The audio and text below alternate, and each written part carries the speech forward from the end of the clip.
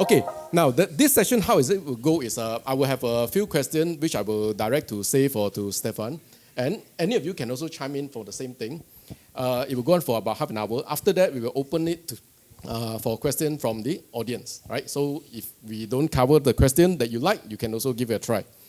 Now, the first question is incredible that, to my shame, I would say, after 50 years of life, I only know about the word fiat 4 years ago. Now, when I think about that, I think I must be very dumb. But then I suspect some of you must have been as dumb as me. What in the world is fiat? So maybe, Saif, you can give a small, short overview. I'm sure some of them have no idea because I only know about it 4 years back. Incredible. This word have never come across my mind. Yeah, well, there's a giant conspiracy to set up an Italian car company with that name to make people not ask about how money actually works. And I asked a lot of people, they actually told me that that's the car. I know. A lot of people ask me, why do you hate fiat cars? What's wrong with them? But no, I think, you know the saying, the fish in the water doesn't understand what water is. It spends all of its life underwater. It just takes it for granted. Water is just like the air that we breathe. We don't even know that there's something called air. We have to really grow and think about what this is, and scientists spent a lot of time figuring out what the composition of air is. So it's not something that you think about because it's surrounding you and it's everywhere. And as human beings, the vast majority of the things that we learn, the vast majority of things we understand in life, we just do them by mimicry. So you don't learn languages, you don't learn your language because you develop theories of how language and grammar works. You listen to your mom and dad talking, and then you start repeating the words. And later on, you might become interested in language and then start reading the origin of words and the etymology of this term and how the language developed over time and so on. But you don't need to learn that to know how to speak. Everybody knows how to speak without having to learn language initially. And so money is just one of those things. The vast majority of things we just take for granted. We look at our parents, we look at our friends, our peers, and we just do what they're doing. And so everybody's using this form of money. It's just what it is. And I think the key idea that is in our minds is that the central bank is just doing us the inevitable service of providing us with the money that we need. We need to have a form of money that is papers with pictures of dead people on it. And if the central bank doesn't do it, then we're going to have all kinds of crazy, shady people do it, and then it might have problems with it. So we just normalize it and accept it. And it takes a lot of time and effort to question this kind of normalization, because as soon as you start becoming mature, you leave your house and you start thinking for yourself and you start questioning things. You're encouraged to question everything in this world, of course. TV and Hollywood and the media are always telling you to be independent thinking and to be, question all of the assumptions. But of course not when it comes to the central bank, Question your father, question your mother, question your religion, question your government, government, no. But, question all the things that are good in life, that matter to you, that make your life better. Be one of these smartasses who pontificates about how everything is actually bad. But don't question the really important thing. Don't question why the money that you save is going down in value. Then you become an evil conspiracy theorist. And so to stop you from questioning that, of course, they've invented this incredible scam, even worse than the car company, that's called university, where you go and they teach you all kinds of insane things about economics, like the idea that if we did not have a central bank that is constantly devaluing the money that you have, then nobody would consume anything and we would all starve and die. And we would all, well, they don't quite go that far, but that's basically the logic, that if they didn't destroy the value of your money, you wouldn't consume. And this is what most people think. Most people think that if the value of the money went up, then all the businesses would suffer, because why would anybody buy anything? And so, of course, this is ridiculous. Why would you buy food this year if food is going to be 5% cheaper next year? Why don't you just starve for a year and then you'll save 5%, right? This is what we would all do if our money was appreciating so that food became cheaper. Why live in a house? Go homeless for a year and then next year your house will be 5% cheaper, right? Why wear clothes? Just stay naked in the cold for a year and then you'll be able to save 5% on clothes. And then, of course, next year, well, another 5%. and another 5%. So you'll go naked, hungry, and homeless for the rest of your life waiting for the 5%. This is what Keynesians actually believe. They think people will act this way. Because fundamentally, in economic terms, they don't understand marginal analysis. They don't understand that if something makes you slightly less likely to do something, that doesn't mean you will stop entirely. And so if your money appreciates rather than depreciate, then yes, you're likely going to spend less money on stupid crap that you don't need. Why buy stupid plastic garbage that you don't need today when you can buy the same stupid plastic garbage that you don't need next year for 5%? Now that makes sense, right? It's stupid plastic garbage that you don't need. But are you going to give up your food, your house, your clothes? No, you're not going to give up the essential things. So at the margin, you'll reduce your consumption a tiny little bit. But of course you'll still consume. So what we'll have is then a society that saves more and consumes less stupid plastic bullshit that they don't need, which is a good thing. Because those are the same people who tell you we need inflationary money. You'll notice they're the ones who tell you capitalism fails because everybody's always consuming and buying things, and that's not sustainable, and we're going to ruin the weather, and we're going to burn the planet, and we're going to burn the oceans because of you buying stupid plastic things. So here's a solution. It's going to make people buy the things that they need and start saving more and make more capital available and less wasteful spending and less stupid plastic crap. But they don't like that. Because the point is not to save the planet, the point is to rob you. And so it's an elaborate story that works everywhere in the world because that's what governments and central banks always do. So, yeah, and that's why I wrote the fiat standard, basically. Stephan, anything to add? I think Saif covered it very well, but I would just make the point that when you're out talking to somebody, this is a good question you can ask them. You can sort of say, look, that money you think you have in the bank, right? Is it there?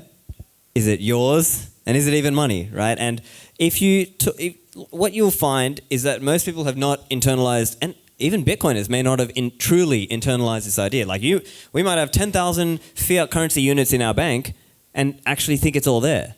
No, it's not. If a decent percentage of the population tried to withdraw their money out, guess what? They wouldn't be able to honor your redemption. So really internalize that idea. The money's not all there. And that can take some time to get used to that idea. Even if you've already sort of read books and listened to the podcast, to really internalize it, it's another thing. Okay, thank you.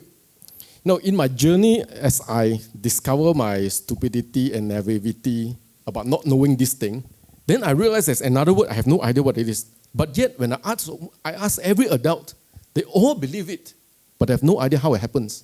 It's called money printing. Everybody believes it. Did the government print money? Yes. But they have no idea how it's been done. In fact, until a few years ago, and I asked a few guys also same thing, I thought behind the currency got gold. So, how does the government print money? In a way that is can you give us an idea that is a clearer and more direct, and what's a direct consequence? Because we can't see it most of the time. I'd say this is a very important point that I discussed in the fiat standard, which is that the move from the gold standard to fiat standard to money that can be printed by the government. One very important point that they don't tell you about is that nowhere in the history of the world did any government say to its people, you know what, we figured out that we can make a money that is even better than gold. So we're getting rid of your stupid gold, and we're going to move to a form of money that we can print as much as we want of, because that's going to be better for us. This never happened. And never did any government pass this law based on public will. It never happened that the government said, all right, let's have a referendum. So should we keep the gold standard or should we move off the gold standard onto the fiat standard? Not a single example. I've asked a lot. I've looked around. There's never been an example. If anybody of you finds one, please let me know about it. But there's never been an example of that. So it was never this, and of course, if you read the textbook today, it is presented as if it was this incredible breakthrough in science, where it's just like we invented the car, we invented the airplane, and then we invented the money printer, and since then we've been able to make so much more money and we've made everybody so rich. This is kind of how it is presented. Before we invented the money printer, you know, just like before we invented the car, we had to ride donkeys and horses. Before we invented the money printer, we had to use scarce things like gold as money. And then when the government wanted to rob you, they couldn't do it easily. They had to put a gun to your head and force you to give them your gold, which was really complicated and expensive, and most of the time not worth it. But now, thanks to the wonders of modern technology, they can just rob you while you're at home without you ever finding out. And they present this as if it is an incredible technological innovation. But in reality, the way it happened is that those governments got into war. And when they got into war, they needed to print money. And then they suspended the redemption of money in gold. And they announced that as a temporary measure. Everywhere that stopped redeeming gold said, okay, we're fighting a war now, the evil enemy is coming and they are trying to destroy us, so we need all the gold in the hands of the government so that we can build the weapons. But don't worry, we are not going off the gold standard. It's very important that we stay on the gold standard. And we're just suspending redemption. Then they always have some stupid excuse about why we can't let you take your gold. But it was always because of the war, and it was always because of the enemies, and it was always going to end as soon as we win the war. And yet, after World War I, none of them went back to the gold standard. Or they pretended to try to go back to the gold standard, but they could never go back on the gold standard properly as it was before 1914. And that's why the gold standard continued to create, or their fake gold standard of the post-World War I era, continued to create problems up until the Great Depression, up until the 1930s. And then, in 1936, or 1934 in the US, they went off gold. They stopped the redemption of gold completely, suspended gold again even though there was no war. And then, 2 years later, Keynes came up with his stupid book that tries to present a theory for why this is a good thing. But this was 21 years after they had gone off the gold standard. So all of the problems, and the way that the Keynesian textbook presents it is that we were on the gold standard up until 1936, and then Keynes came along and said, actually, if we could just print money, then we can fix the depression. And then 1936, we started printing money, and the recovery started, and the economy boomed. Of course, there was a world war then that happened, which they treat as if it is recovery, because, hey, you know, we were producing a lot of weapons and killing a lot of foreigners, so that's great for GDP, because, you know, you can eat dead foreigners, right? So they marketed it as if it was an improvement in money, when in reality it was just formalizing the bankruptcy that had started in 1914. It was bankruptcy. That's what it is. When you can't meet your financial liabilities and you tell people, I can't pay you what I promised to pay you, you're bankrupt. But they spent 21 years trying to hide that bankruptcy, and then came up with this book that pretended that, oh, actually, this isn't bankruptcy, this is technological innovation. In other words, this isn't a dead horse, this is a car. You know, it's not that the horse died, it's actually a car. And I'll just add to what Saif was saying, also trying to get at what's behind that question also. Because, yeah, okay, there's the technical way that the US government prints money, right? Like there's the, you know, they create bonds and the central bank buys those bonds, and etc. There's kind of that shell game. But even aside from that, there's also just the element of how much of society's resources is the government taking, right? Like when they engage in these big fiscal spending, you know, deficit spending, they go and engage in they are crowding out, or they're taking resources that otherwise would have gone to the private sector, where entrepreneurs in the market face a profit and loss test.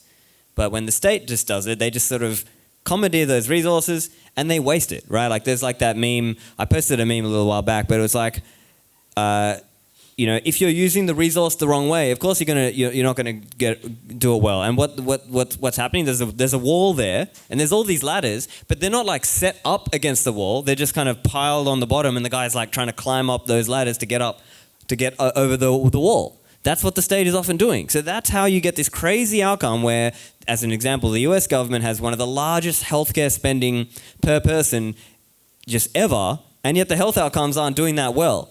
Why? Because they're wasting it. And so what happens is they will bill it like, oh, see, you just didn't give us enough funding. If you just gave us more funding, we would do better for you. We would get you better education outcomes. We would get you better healthcare outcomes. We would do all this stuff. No, they're just wasting it. And you look at how many administrators and bureaucrats they're creating and how much make work, busy work, fake work they're creating. That's actually another big factor, because instead of people being productive, you've just got people sitting and sucking at the teat. They're sucking at the teat of the government, either explicitly through the welfare state, or in a hidden way by working for the state, or in maybe an indirect way where they work for some consulting company that in turn does work for the state.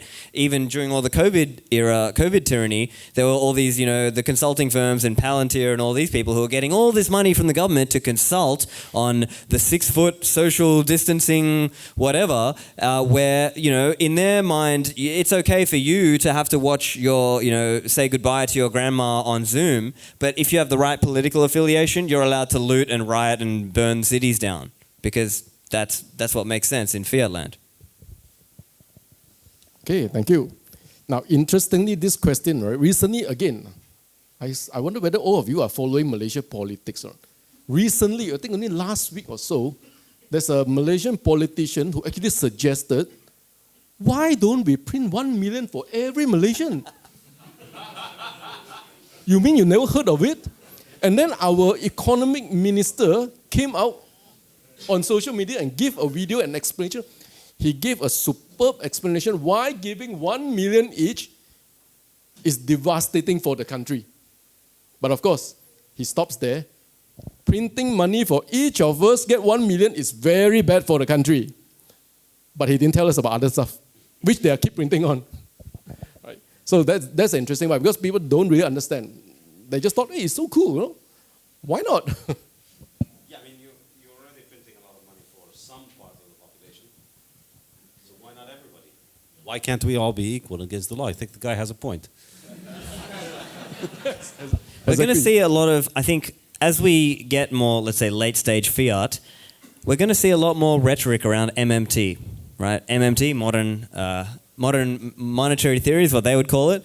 But essentially, it gives this justification that, as long as the inflation rate hasn't gone up, you can just keep printing more. And they act as though there's some great new insight from Stephanie Kelton and Warren Mosler and the other MMT priests. And basically, they act as though there's some great new insight. It's not like the government has to find a budget to do things. It can just make money and do them. And whatever the government prints is private sector wealth.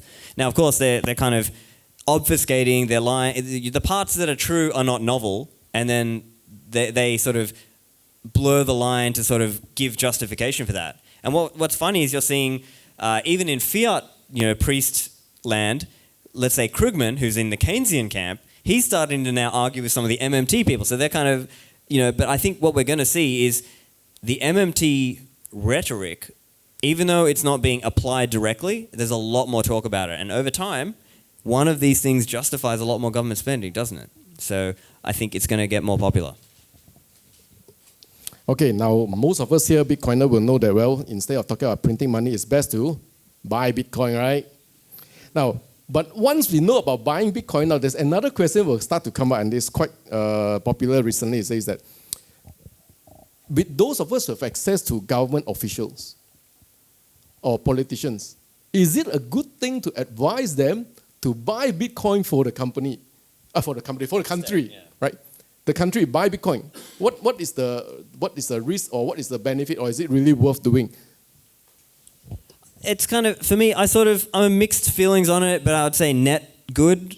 Okay, so let me explain how I'm thinking about it. In the short term, no, it's kind of a bad thing. You don't want the state to have, if you think Bitcoin is going to go up, you don't want the state to have more resources. But on the other hand, you also have to think about this idea that they would be kind of advancing an alternate monetary system that is long term taking the power away from them. So I can sort of see two sides on that argument. There are some people who are saying, no, the state should not, why should you? And then on the other side, you're taking away the seigniorage long term. So I think if they do it, it's good for Bitcoin. It's going to mean that Bitcoin is going to appreciate more and more. Purchasing power is going to be in Bitcoin, and that's good for Bitcoiners. It's going to make the Bitcoin network grow, because the most important metric in Bitcoin really is the Bitcoin price, because it tells you just how big Bitcoin is. We know the supply of Bitcoin. There's only 21 million, currently around only 19.5. So the higher the price, the bigger the pool of liquidity in Bitcoin, the more Bitcoin is money. So anybody buying Bitcoin is pumping the price, growing the network, making the network more and more useful for everybody who already uses it. Having said that, there are a lot of bad people in the world, and I wish they stay away from Bitcoin. So this is, part of the reason that I try and be as aggravating and grating to people on the internet is to hopefully alienate some of those people so that the people that I don't like don't buy Bitcoin early. I can't stop them. But I can try and manipulate them. Excellent, excellent. Okay, let's take a break from the higher level. Well, this higher level also, but okay, this one, as far as in the Bitcoin community has been going for quite a while, it's talking about Bitcoin scalability and the Lightning Network. Well, many have seen the Lightning Network as a solution to Bitcoin scalability. No, but there are also other issues of liquidity, decentralization, all this stuff. Do both of you think that at the moment, with things like Lightning, Liquid, or maybe even eCash, is the technology mature enough, at least for the next 10 years or 20 years? Because some of the people think about scaling, they're talking about 8 billion people. It could be 50 years down the line. Maybe we shouldn't worry about too much that now. But the next 10 years could be pretty important, right? So I think sometimes people over-index on online conversations about covenants. Let me just put it that way, right? Like I think, yes, some of the covenant conversation could be interesting, longer term, medium or longer term. I think something that's very like incremental step forward, like a CTV or an L-enhance might be useful, but I'm not saying we need it today or we needed it yesterday or anything like that.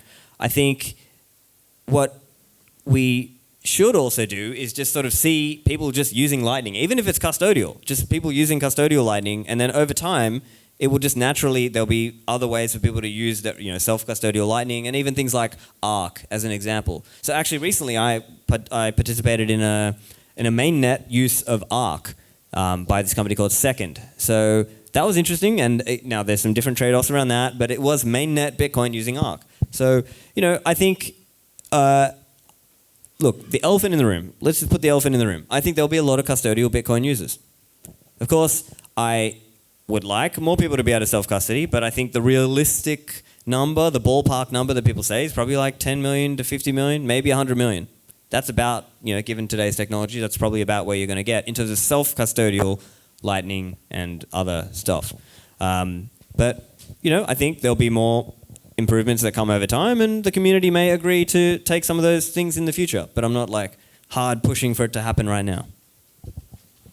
Yeah, I agree. I think Lightning is a great scaling solution. I think Bitcoin is scaling just fine. I just sent a transaction today, and it was 6 sats per VByte to send the transaction. So the transaction fees are still very low. 15 years into the growth of the network is moving. The network's worth more than $1.2 trillion already, so it's huge. And it moves, what are we doing in terms of volumes these days? I haven't checked, yeah, but it moves hundreds of millions or tens of billions of dollars worth of Bitcoin every day. And you can still get your transaction in for $1 or so. So this for me is a remarkable level of scaling. It's already very, very, very well scaling, considering current demand. And for me, the restriction or the limiting factor on demand, the bottleneck on scaling, is not a technical bottleneck. The bottleneck is economic in the sense of people having bigger cash balances. The reason that there isn't as much demand on Bitcoin main chain as people would like there to be, people would like everybody to be buying their coffee on Bitcoin. The reason that hasn't happened is not because Bitcoin can't handle it yet, because we haven't gotten to a point where we're at a position where people can't afford to open Lightning channels anymore. I mean, people can still buy their coffee on the network if they want to, if you really, really want to, you pay half $1 or whatever. Well, maybe not coffee because you want it fast, but still we're not at the point where opening a Lightning network has become prohibitively expensive. So therefore, there's still an enormous amount of runway. But the reason people aren't buying more things is that the vast majority of people don't own Bitcoin yet. And the sum of all the Bitcoin in the world is currently only around 0.5 or 0.3, 0.2% of all the world's money, depending on how you count the world's money. But it's no more than 1% of the world's money, likely less than half of that. So it's a very tiny percentage of the world's cash balances, which means, in a practical sense, the way to think of it is, money is a network good. In other words, if I'm going to pay, I need you to accept the thing that I'm going to pay with. So if 0.5% of the world's cash balance is in Bitcoin, that means that anytime I'm buying something, the expected value of Bitcoin in the cash reserves of the person that I'm buying it from is 0.5%. So if I'm buying a book or a car from you, the likelihood of just the global average for what you have in your portfolio is 99.7, 99.5 fiat percent and 0.2 to 0.5% Bitcoin. That's it. So therefore, a person who has 0.5% of their portfolio in Bitcoin is not likely willing to accept Bitcoin. It's still a very tiny percentage. And they're selling and buying things, but their liabilities and their assets are mostly in the fiat currency. So you go to the restaurant wants to get paid in fiat because it has to pay its employees and its suppliers in fiat because they're all at 0.5% Bitcoin on average. Now, as that number goes up, as we get to 10%, 20%, 30%, then it becomes far more likely that you go and that you're buying your car from somebody who has Bitcoin. So the average person now has 20% balance. Somebody with 20% Bitcoin is likely to accept Bitcoin as payment. Okay, I'll sell you the car for Bitcoin. I'll sell you the coffee for Bitcoin. So I think that's the limiting factor on scaling. And in terms of solutions, I mean, yeah, there are many other scaling solutions like eCash, Liquid. I'll admit I'm not as familiar with these as I am with Lightning because I use Lightning on my website. I get paid with Lightning all the time. And I just see how much better of an experience it is than credit cards. I take credit cards and I take Lightning. And the fees on Lightning are about 1/3 of the fees on credit cards. And the headaches of Lightning are about 1/10 of the headaches of credit cards. So it's a much better user experience already. And I think more and more people are going to realize this as time goes by. So as it stands, even with current scaling solutions, even if we assume Bitcoin never changes, if every day Bitcoin currently can do a maximum of about 500,000 transactions on chain. So if every day 1,000 of these transactions go to opening new Lightning channels, just 1,000 new Lightning channels a day, that means that in about 3 years we'll have about 1 million new Lightning channels. So 1 million new Lightning channels, assume that that means 500,000 new nodes. So if we have 500,000 nodes over the next 3 years, this is extremely, extremely, extremely powerful. It means, or let's say we get to 1 million nodes in 3 years or in 5 years. 1 million Lightning nodes means that, or as Stephan said, 10 million. If we have 1 million Lightning nodes, that means you could have a central bank for every 1 million people. Now, of course, it's best and it would be great if we found a way to make it so that every single one of the 8 billion people on Earth had their own central bank, so they never had to trust anybody, so they had full-on custody on their own. But I don't think we can open at least 16 billion Lightning channels anytime soon. But that's okay, because small communities can build relationships of trust and people can know each other. And central banking, you know, if the central bank can't print money and all it can do is charge a fee to process your payments, it's a lot harder for them to rug you. It's a lot harder for them to rob you. And so therefore, we could have a world in which every, say, 1,000 or 10,000 people, so if we have 10 million Lightning nodes, that means less than 1,000 people per node, which means essentially a small community of people who mostly know each other and who live next to each other and who can't really rob each other without suffering serious consequences. It's not a central bank like the government central bank, which, you know, 50 million, 500 million people or something like that. So the difference ultimately, you know, while it would be ideal to have complete decentralization so that everybody can do their on-chain transaction, realistically, we don't have to compete against this hypothetical utopia. We have to compete against the world in which we only have one full node, and that's the US Federal Reserve. The current world we live in, there's only one full node. Only one government entity in the whole world, the US Federal Reserve, is able to decide the monetary supply for the whole world and is able to decide who gets to send transactions. So, you know, they froze Russia's nodes, which means that Russia doesn't have a full node. Afghanistan's money got taken away. It's not a full node. So there really is only one full node in the fiat system. Now, if we can move to a system that has 5 full nodes, well, they'll likely fight a world war and then you'll end up with 1. 1,000 full nodes, that's a lot better. It's a lot less likely that they could be captured into 1. 1 million nodes is an infinitely better proposition. So we don't need to, for me this is a little bit like saying, well, airplanes are a failure because they haven't built, they don't allow us to do teleporting. You can't just flip your finger and find yourself on the other side of the world. But that's not the competition that airplane has. The competition for airplanes is bicycles and donkeys and horses, and they're a lot faster than bicycles and donkeys and horses. And so it's meaningless to talk about this incredible, unattainable improvement when we have so much more room for improvement just by increasing the level of decentralization, which is what I think Bitcoin and Lightning are capable of doing right now with current technology. And the limiting factor, again, is economic. The limiting factor is people learning to accept and accumulate more and more Bitcoin. Yeah, and I just want to add something there. I think I agree with Saif. And one thing I'll caution people, especially for people who maybe you became a Bitcoiner in recent years, in 2017 and 2016, there was a lot of argument about this kind of idea of, oh, Bitcoin is losing dominance because we don't have my chosen technology, right? So beware. My point is, be wary about that kind of rhetoric, right? And people can sort of get sucked into that now. And you see this sometimes on social media where you'll see people say, oh, if Bitcoin only had covenants yesterday, we would be so much further. No, right? Because as Saif was saying, think of, okay, yes, it's not that the technology doesn't matter. The technology does matter, but focus on the monetary part first, right? It's monetary technology. So that's how I think about it. It's monetary technology, not just technological money, right? And so sometimes the technologists in the room, because they get really excited about, oh, imagine if we had CTV and TX hash and could I do this connector output and the inline feeds and the, all this kind of, technical nuanced stuff. No, our real hurdle is to get everyday people to learn to save in Bitcoin. And they will come. I'm not actually worried about that. But that's the real challenge. That's the real thing that has to be done, and it will be done. But just focus on that, the monetary technology.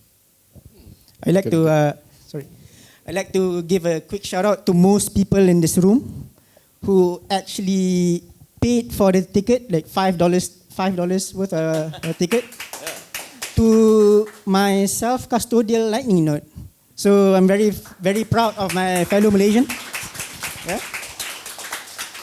How many of you actually use your Binance? Oh, there's a few. Oh, so it does work. Oh, so it's amazing. Yeah. So self-custodial, that means that's my first recommendation, is that a lot of people I thought have Binance wallet, and then now they have Lightning.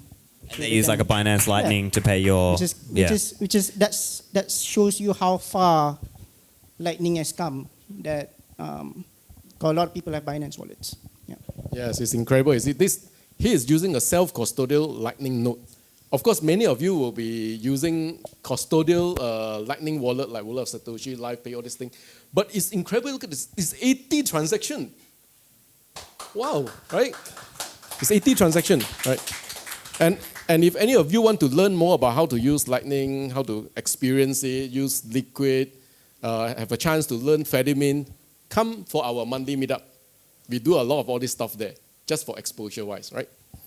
Okay. Now, the next one, okay, now we are running on time. Now, I want to ask, how many of you are familiar with the recent hot debate between Saif and Michael Saylor? If it's too little, then we may not need to talk about it. But then, if you have the number, right? So this is the important part. One of the questions that came up, of course, what is the future if Bitcoin adoption were to take hold? Now sometimes we keep talking about hyper-Bitcoinization as in the whole world, right? Maybe it doesn't need to be the whole world, half the world or a huge part of the world. What will happen to credit and lending? Because that conversation is very interesting. I never expected. Anyway, and it's good that we can see people can sit agree and disagree and do it coherently, we'll say. Yeah, so I think the argument that I make, which is based on Austrian economic theory of interest rates, and so historically, a lot of people have spoken against interest lending and against credit as an institution. A lot of religions ban it or put restrictions on it, but it was the Austrian economists really who gave the case for why interest rate lending exists. So they explained it economically. They explained the human action reason for why it emerges out of peaceful human action. People want to borrow and people want to lend and they meet together. And the reason for that, according to Austrian economics, is time preference. And that's why it's called the time preference theory of interest, which I think is a very powerful theory, and I find it to be the most convincing theory of interest rate. And in brief, the lower your time preference, the more you value the future, the less you need to consume everything you have now, and so the more you save for the future. So as your time preference decline, you begin to reduce your consumption, you begin to delay gratification, you begin to hold on to your savings more and more for the future, which is how you have savings, and then you can then use the savings to make them into capital, to finance capital spending. So as this becomes more and more common, as people start doing this more and more, what happens is, because we save and we accumulate capital, and because we accumulate capital, we can invest it, and then because we invest it, we increase our productivity, so that then increases our income. And as our income increases, we become better and better at providing for the future, and that brings our time preference down. And the harder our money is, the lower our time preference goes, because the harder the money is, the more we are able to save for the future, the more we can maintain our money. Remember, we were talking about how if your money is losing value, you're more likely to spend on stupid things that you don't need. If your money is gaining value, you're more likely to not spend and save for the future. So spending, capital increases and time preference declines. So my point is that as the quantity, as the money becomes harder and harder and harder, and more people do it, people's time preference continues to drop. And so people start saving more and more, and capital becomes more and more abundant. So what happens to the price of abundant things? If we make more apples, the price of apples drops. If we make more cars, the price of cars drop. Well, if we make more capital by saving more, then the price of capital drops. Now, time preference is always positive. You cannot possibly value the future more than the present or as much as the present. You can't be indifferent between me telling you, would you rather take food today or food 1 year from now, or money today or the same amount of money 1 year from now, or 10 years from now, or 100 years from now. To have a zero time preference means you're completely indifferent. If I told you, would you rather take $1 million from me today or wait another 100 years, you'd have to say, I don't care. It doesn't matter. Give it to me now or give them to me in 100 years. I don't care. Of course, nobody's like that. So time preference is always positive. It'll never go down to zero, which means there will always be a discounting of the future, which means that you will always require an interest rate in order to lend your money. However, holding on to money has its own cost. You have to store the money. That carries a cost. And if you want to store it safely, then you want to hire people to store it for you. Then they have real facilities with a lot of capital expenditure required to make them safe. Powerful vaults and security guards and cameras and alarm systems and guns and all kinds of things to protect your money. You have to pay for that. So usually, let's say it's 0.5% or 1%. So then your time preference doesn't need to drop to zero. If your time preference drops below what the cost of storing capital is, then at that point, you are willing to accept 0% for your credit because it's better than keeping it yourself and then having to pay 1% on it. And so the way that I see it is the more this goes on, we could see nominal interest rates disappear. We could see a world in which capital is so abundant that people either, if you trust somebody, you really trust them, or if they're your friend or your family and they really need the money and you really trust that they're going to pay it back, Then you just give them the money with 0% nominal interest rate because that saves you on the storage cost. But if somebody has a business idea, then they're likely going to make a profit from this. And if you think they're going to make a profit, you're going to want to take part in that profit because you are sharing in the downside because any business can go to zero. There's always a risk. You know, an earthquake can happen. It can swallow your entire business. So there's always a risk. And as a lender, you are taking a risk. But then why wouldn't you want to share in the upside as well if the business makes money? So what do we have then? Equity investing. So my contentious idea is that as we move more and more toward a world in which we have only harder and harder money, we're going to move to a world in which we either have 0% credit or equity investing. That's how I see it. Yeah, so I kind of mostly agree with Saif. I think maybe probably the main difference in our views might just be kind of the time frame, right? That I think it might be, that might happen, but maybe that's like 100 years or 200 years from now after our lifetimes, because I think I agree that interest rates have, you know, if you look like long run historical, they've been sort of trending down over time. My sort of slight disagreement would be I think some of that has been, or a lot of that has been artificially fiat fractional reserve subsidized.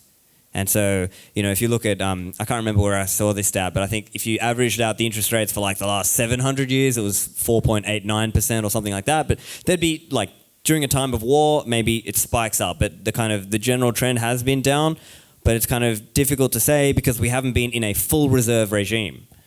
And so what does the world look like on that, you know? And so for me, I can agree that over time, you know, people like Guido Hulsmann have talked about like the cultural, you know, the cultural consequences of fiat money and how obviously Saif and I talk about that in the Bitcoin world as well. But I see it like, yeah, we will probably see that trending down. The distinction is sort of understanding, are we in a full reserve context or are we in a fractional reserve context?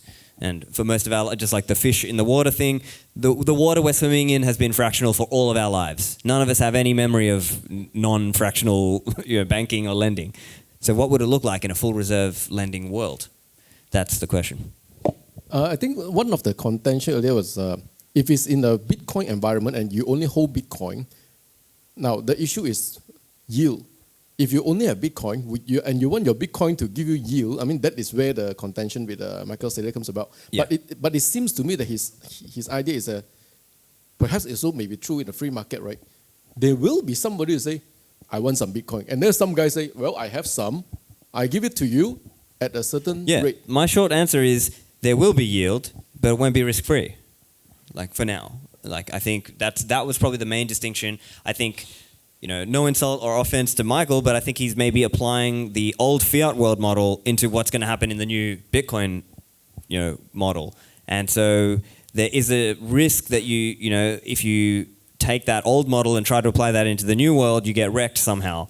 So, that's kind of the main thing. But it works, for now, and he's got, 250,000 coins, and he's able to use the fiat system to get cheap debt and cheap equity and use that to buy more Bitcoin. And so this kind of arbitrage works for now. For how much longer, who knows? So. Yeah, I suppose that's true because now obviously that is what is working. But in a more Bitcoin world, then the issue is the risk. It's not whether you have yield. Of course, if you have no risk, it's a very big different thing. But when there's a risk attached to it, that is where the big trouble is, right? But yeah, I mean, it just comes down to just the concept of a market for loanable funds, right? Like, will that market exist? Yeah, probably. There will be people who, as an example, I think Saylor made this example. He was saying there might be a young person who wants a loan and he doesn't want to give up equity. Maybe he would rather pay debt. And if they're two consenting parties, one of them wants to pay interest, the other wants to earn it, and they're both okay with the risk, I mean, what's the, but granted, I think the long-run tendency is still there, but on the way there, we may see people who are like, yeah, I'm willing to pay you 5% and you're willing to take that risk or whatever. So, yeah. Yeah, but I also think another aspect of this which helps bring it about is that when you have hard money, it becomes very easy to save because money appreciates. Yeah. So think about it this way, and this is what I mentioned in my new book, In the Gold Standard, where I describe how in a world if we'd stayed on gold, Then you get born, and the day you get born, your family gifts you some money. They give you some gold. And then by the time you're 25 years old, that money has basically doubled in value. It can buy you twice as much house as it could buy you when you were born. When you were 8 years old, you ran a little lemonade stand and you saved the money. And then when you're 25, that money's gone up, say, 50, 60% or so. And then you keep working throughout your life, you keep saving, you finish school, let's say at 18, you get out into the world and you work, and then you save, and very quickly you've saved up the money that you need for consumption goods. I think this is another aspect of it, that we'd all be borrowing a lot less if all of us don't come from 4 generations of inflation victims. So you, your parents, their parents, and their parents have all gotten robbed by inflation. And it doesn't matter if you're in Malaysia or in Switzerland or in Brazil or anywhere in the world. Everybody has been getting robbed from inflation over the last 4 generations at least. So imagine if all your grandparents and their parents, that's 8 people, so all of 8 of your great-grandparents, imagine if all of them could have used the same money that you're using today, which has continued to appreciate until today. That means that your great-grandfather's pocket change, basically, can allow you to live maybe for a whole month today. So in a world like that, people will save a lot more. People will be born into wealth, and wealth will be a lot more plentiful. And the need to borrow will be a lot less pressing. And because wealth is so plentiful, I think if you're trustworthy, you wouldn't have a problem to find people who are willing to lend you at 0%. Because A, there's a lot more there's a lot more capital. And B, there's a lot less demand for borrowing because most people have savings.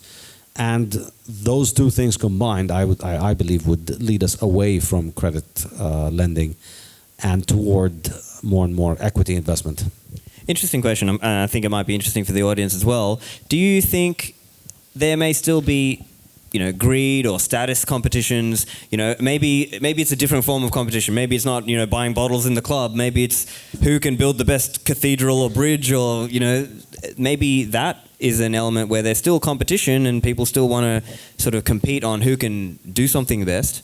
Could that enable a market for this kind of thing? Yeah, in fact, I've been thinking about this, and so I'm looking at, and while I'm writing this book, it gives me time to sit and think about these things in depth. So imagine a century of everything getting cheaper and cheaper and cheaper. We get to a point that by the 1990s, a middle-class family can afford a supersonic flying car in their garage. So you get into your car and you fly 3 hours and you're in New York from Malaysia. You go have lunch in New York and come back. Imagine we live in a world like this.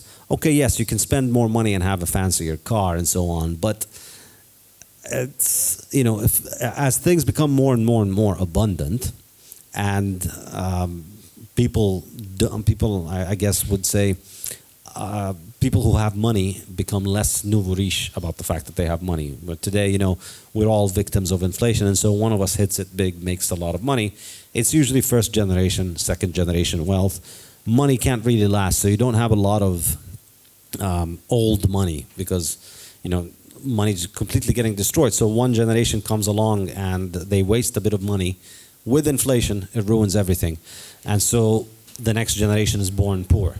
So if we didn't have that, if we had a world in which people were constantly accumulating wealth, you'd have a lot more abundance and you'd have a lot less high time preference methods of demonstrating status. And so, as you said, it would be a lot less about buying bottles in the nightclub, a lot less about having a flashier car. And I think the way that people would signal status would become a lot more doing service in their community, right? Yeah. He's the guy who built the bridge or the water supply for the town or whatever. Yes, so technical innovations, moral things, giving money to charity, building things, but also, your own traits, the way that you treat people, producing intellectual outcome, coming up with a scientific theory, writing a book. I imagine a world like this would tend more and more toward that, which is, in a sense, what you see if you look at gold-based societies.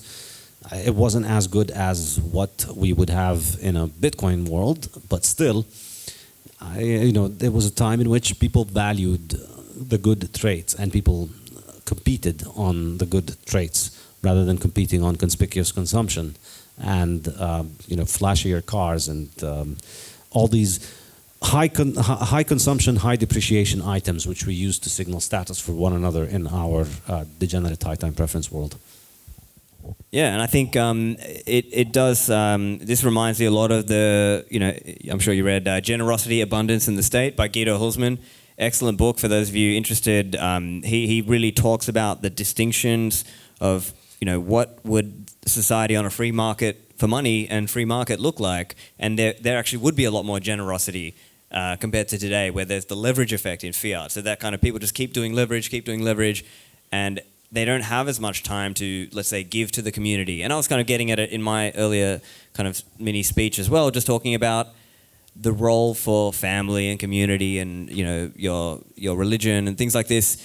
These, I think, will have a bigger role in a Bitcoin world. People will have time for that. Whereas today, it's kind of like you got to have your second job and your side hustle, and everyone's trying to find a way. And I'm sure you guys have seen, or everyone's trying to make it in some kind of scam, whether it's foreign currency trading and Airbnb arbitrage and whatever the latest, or drop shipping. And yeah, I'm sure you've all, So it's either did you see the game last night, or it's trying to get into some kind of scam-ish thing, or like some very bubble thing that's like only going to work for a little while. Yeah. Okay, that's very true. Just now you mentioned that none of us here have lived in a fractional reserve free world.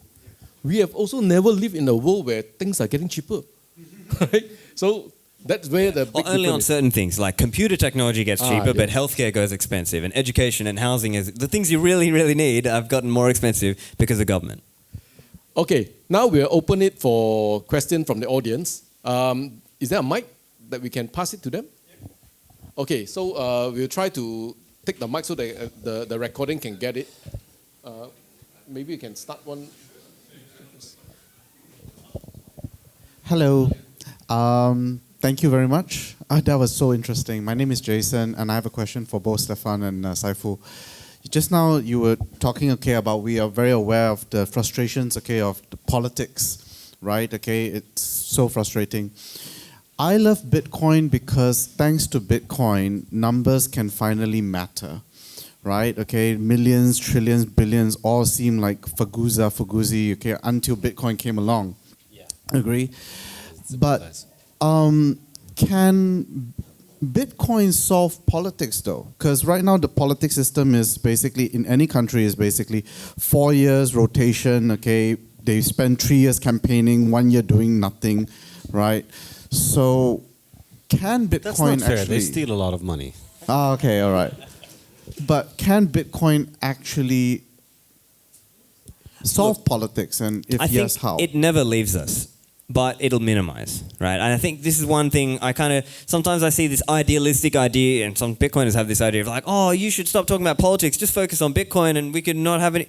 No, we live in the world today where just because you don't take an interest in politics doesn't mean politics won't take an interest in you. So I wish we could be in a world where it mattered a lot less. And there used to be, and I think probably many of us when we were younger, maybe, I'll give an example, even in Australia, people would go to the sports and just kind of watch the game instead of it all being about a virtue signaling fest of the latest, thing or narrative, right, where everything gets politicized and it's become about, the indigenous people this or this other thing and that cause, So short answer, I think it will enable people to focus more on their own things, but it won't ever totally go away, right? Like think about even in a family business, there's politics about who gets what and inheritance battles and none of this goes away, but it'll be a lot less than it is today.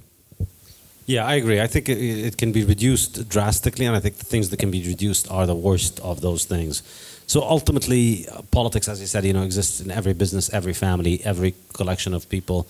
We always have status games. We are always looking to get our way at the expense of others to some extent.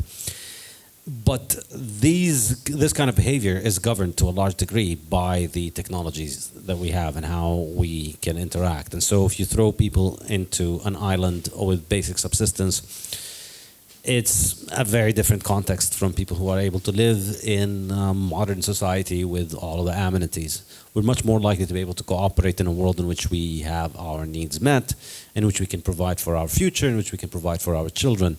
So I think this on its own is a major difference, that it introduces abundance and stops us from getting robbed constantly, which is always a great thing.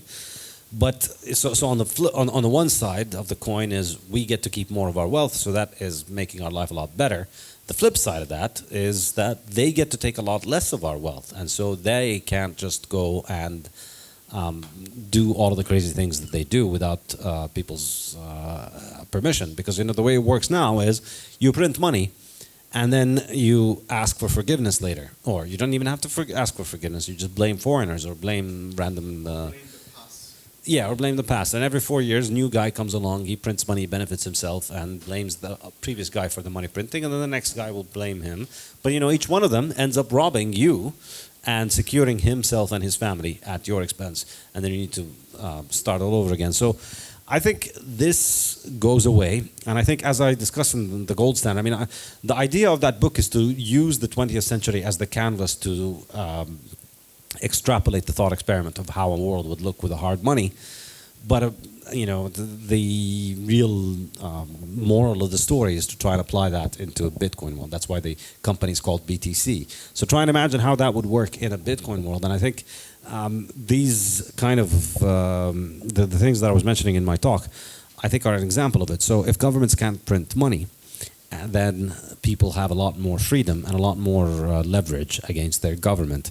And then if governments become financially irresponsible, then the nearby government will have a lot of power over them. So if you're, think of it this way, you're a country that stacks sats and builds a wealth for the future, your government has a lot of money and a lot of wealth. And so if there's an emergency, if one of your neighbors wants to invade, you're able to mobilize an enormous amount of resources immediately, and you can protect yourself. Whereas if you decide to invade, then they don't have a lot to defend you. So in this kind of world, the people that are going to be more powerful are the people that are going to be more responsible, whereas in today's world, to an extent, you could say that having more inflation allows you to be more powerful. So it completely changes the dynamic and changes the incentive. So we go from governments competing by figuring out who can rob their citizens more effectively to governments competing by who can provide their citizen with a better life. So it changes everything, I think. Thank you very much. Hello. Hi, I have a question for Stephan. This is regarding some of the technologies that is being developed on Bitcoin right now, from Taro, from eCash, Nostr, or even some of the VMs, virtual machines developed on Bitcoin, right? Which one do you think has the most potential in terms of increasing Bitcoin adoption, and why? So, Lightning and Arc are the only true L2s that exist today. eCash and Liquid have certain other qualities, and I'm not saying don't use them, but I think, to me, Arc could be a really interesting one because it allows this non-custodial onboarding without having to think about channels and liquidity and so on. So if there's more development down that pathway, and let's say sort of everyone is comfortable with doing some kind of covenant upgrade, maybe not now, but in the future, that could really move the needle in terms of how many people can actually use Bitcoin without even having to think about Lightning and liquidity and LSP, this kind of thing. So yeah, but we're going to see different approaches, right? So as an example, you have the LSP model. So think about Phoenix or Zeus, and they're using this LSP. But there's another example might be Breeze Liquid model, which is not an LSP model. So you don't even have to think about, again, that's another way of just kind of pushing the complexity over to Liquid, different trade-offs, different complexity, right? 1 minute block times, no mining, you're trusting the 11 or 15 federation functionaries. So it gives different trade-offs where even existing businesses, Lightning businesses, are using Liquid for rebalancing purposes. So, we're just going to see this whole world of different possibilities, but I see the strongest possibilities with Lightning and Arc, in my view. But eCash and Liquid are in the mix there too. Okay, I'll pass them back to you afterwards. Sorry, one question on the economic nature. the thought experiment as follows. If we have two persons, one person is already on board and understands about the fiat scam, saves their money in gold and Bitcoin, and the other person is not, right? The other person is a normie, yeah? Normie person. And now, these two persons, who would be more likely to finance any business venture or any work for the community with some outlook for a yield, obviously, in that person's savings and investors' mind? It would be the fiat person, the normie person, because they are seeking yield, 10, 20%, right? And potentially because they are going to pay a lower cost. Because they're using that, fiat, right? But the person onboarded, possibly on the Bitcoin standard, and having all their savings in Bitcoin, perhaps gold, they would compare whatever investment they do with the yield which is possible for them in dollar terms, let's say, with the 55% average on Bitcoin over the last 10 years, unachievable. So they would possibly not contribute to the economy, to the community, just sit on their stack and be passive. And then the person, you know, that person would not be contributing to the economy, only sucking, you know, let's say. Yes and no. But yeah, and I want your explanation on why not, yeah? And the other person would be happily contributing and running the economy and investing their fiat and having some yield and running the scheme or the scam scheme on and on.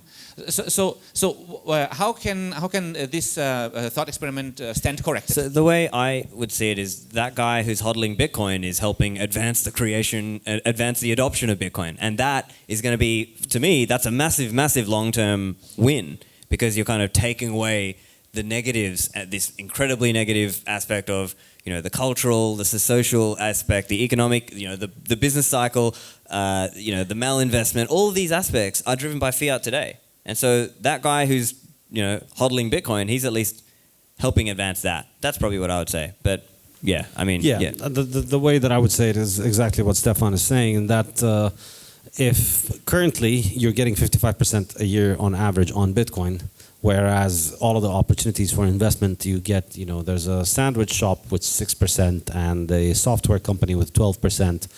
Well, you know, what the world is telling you that is that the world needs a replacement for central banks a lot more than it needs another software company or another sandwich shop. That's, you know, if you take away Bitcoin and you think of it, if you take away the current form of Bitcoin and think of it as a startup that's out there, that's figured out how to replace central banks, that's going to do to central banks what Uber has done to well, Uber hasn't really replaced taxes, but anyways, it's going to replace and get rid of central banks. If you thought about that as a startup, this is the most valuable startup in the world. There's nothing that's going to offer a better idea for anybody. And as long as central banks exist, investing in obsoleting them is better than investing in any other thing in the world, as far as I'm concerned.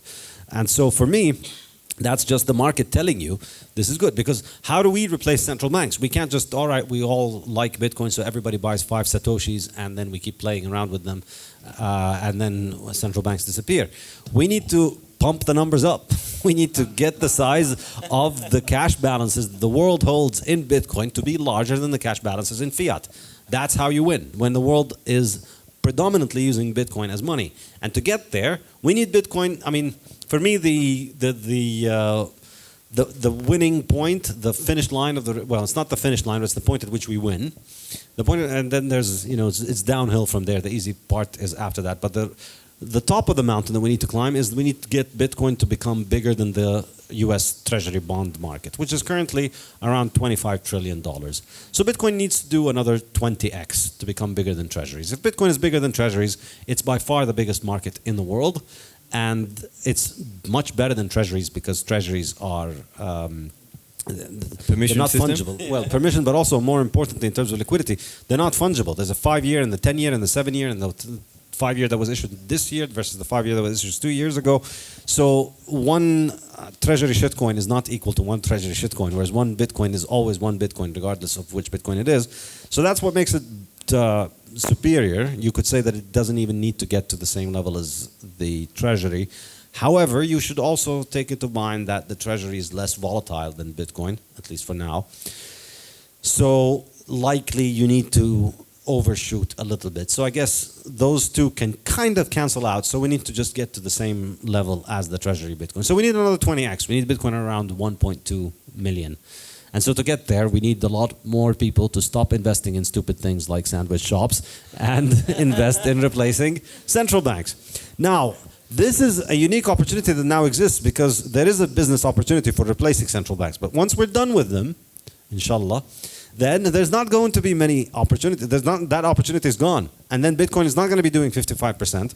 Bitcoin is going to only be appreciating to the extent that people are investing in other things and making other things more abundant. So Bitcoin supply is fixed and people are investing in Apple production, and then so Apple's next year are more abundant, so the price of apples declines by 2% next year. So effectively at that point, you're only making a yield to the extent that others are investing. So there's no way that you would be making an enormous yield if nobody's investing, because if nobody's investing, then we're not witnessing an increase in the value of money. And so, but also, to go back to your question, even in this current world where you're saying, well, the fiat person is looking for investing, this, for me, is it's missing the point of how actually investment works. I guess a good metaphor would be, what's better, having 20 engineers build an airplane or having 500 kids build an airplane? 500 kids are more kids, right? But they're not going to build an airplane. They're going to run around and get themselves killed until somebody stops them, because they can't build an airplane. But engineers can actually build an airplane. So the Keynesian idea is, let's forget about the price signals. Let's forget about what money is saying. Let's forget about the opportunity cost of money. And let's just throw more children at the airplane factory. And the more children you put into the airplane factory, the more airplanes you're going to get out. So this is the kind of idea that says we just need more and more investment. So if we destroy the value of people's money, then people are going to spend that money. But if you're destroying the value of people's money, you're just lowering the bar for what passes for a good investment. So if money is every year constant in value, then you need something that offers a positive return. But if money is dropping by 5%, that means that investing in something that destroys capital at only 2% or 3% is a good business idea. So people will invest in the destruction of capital because the alternative is your central bank will destroy the capital even more.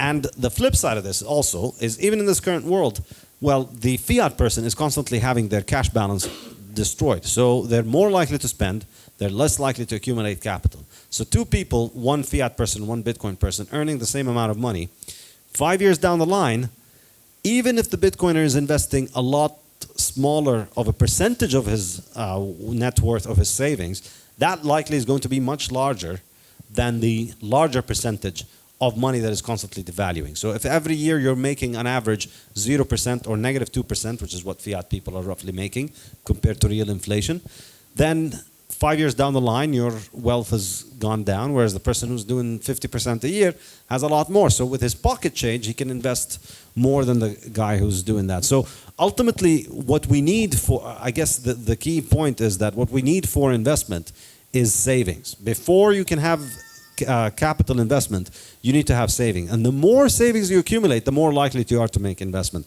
The Keynesian idea is we're going to get rid of the father of investment and just skip straight to investment. So we're going to destroy your money, so then you're going to spend everything, and then we're going to, or invest this whatever small amount returns, and then whatever returns you get on that, they don't even have to be positive in real terms because you're still beating this. And if the opposite were true, Venezuela would be the richest country in the world today.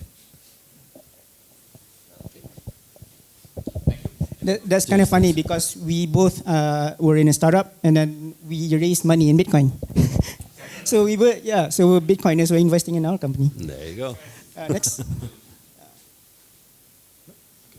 Hi, Stephan. Saif, in your opening speech, you said in your upcoming book will eventually come to what can be termed communal self-determination. And Stephan, you said that right now we each have individual self-determination, as the UK millionaires might be. The trend that I see now is that around the world, money printing and government overreach are spreading in all countries. So by transplanting ourselves, we might just be choosing the lesser of multiple evils. So, some people see the solutions by Bitcoin, which most of us here have done. Some say move to El Salvador. We're not all British millionaires to do that. So between now and communal self-sovereignty, if it ever comes, what can we do to survive and thrive in the face of government overreach and money printing everywhere? Thanks. Look, there's no easy one answer. You have to find what works for your family, for your work. Like, can you work online, remotely, or but what I would say to the point about just going to the lesser evil, what I would say though, it does apply competitive pressure, right? When those high net worth people are leaving the UK or other, like let's say those Norwegian billionaires who left to go to Switzerland, it puts pressure on them. Why? Because their talented people are leaving. And so it's not perfect, but it acts as a bit of a check on their overreach. And so the fact that these billionaires and 100 millionaires are leaving, now, not everyone can do that, but nevertheless, you can vote with your feet and go somewhere where maybe there's more opportunity. Maybe in El Salvador, maybe it's not as developed now, but if you see it on a good trajectory, that maybe if you go and set up a business there, that you think there's massive opportunity in 5 to 10 years' time. But there's no guarantees. But yeah, there's all kinds of different ways, right? You can get involved in things like the educational aspects of it. You can get involved in secession movements. You can get involved in the kind of libertarian politics. You can get involved, obviously, hodling and teaching people about Bitcoin. There's all kinds of things. You just have to sort of find what works best for you. There's different means of sort of pushing the freedom angle. Last question. Gentlemen, you hear me? Sorry. Yep. Firstly, welcome to Malaysia. I hope you're enjoying our Malaysian weather very much. Yeah, great. I have a very short, simple question. Sorry. How do you feel about Bitcoin mining as a way to grow your Bitcoin stack? Since we were talking about yield and investments and stuff, do you mine personally? And if so, what role do you think Bitcoin mining could play in an individual's wealth building? Short answer is no, I don't mind personally. The reason being, I think it's just outside my wheelhouse of technical knowledge and also my ability to find what I believe would be a real sustainable competitive advantage. Because to win in the mine, it's brutally competitive. And if you're going to win, you need to find some kind of sustainable advantage. Maybe you can access really cheap power, or maybe you can get the machines really quickly, or better machines. Maybe you're great at operations and you know how to sort of find good sites. Because the reality is, while there are some success stories with mining, a lot of people lose more money with mining compared to if they had just bought Bitcoin.